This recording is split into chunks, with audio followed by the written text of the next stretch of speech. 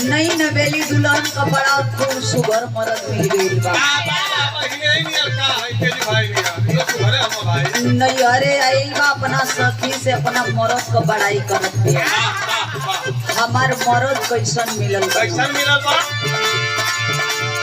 का कहे? का कहेला? हम त तर गई हो सुंदर बर पैली हो।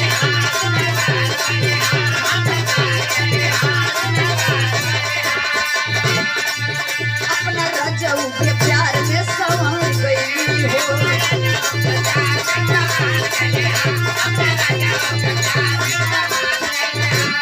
हम त तर गई हो सुंदर बर पैली हो। अपना राजाऊ के प्यार में संवर गई हो। एक खुशी रहे लटवार सखी की आवाज रे।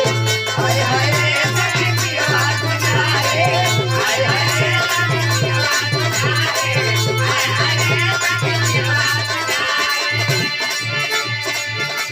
एक गीत के डुप्लीकेट बहुत जल्द आवे वाला है। वो गीत के हम बताई ना, बताइए मत। लेकिन आई रवा सब लोग सुनो।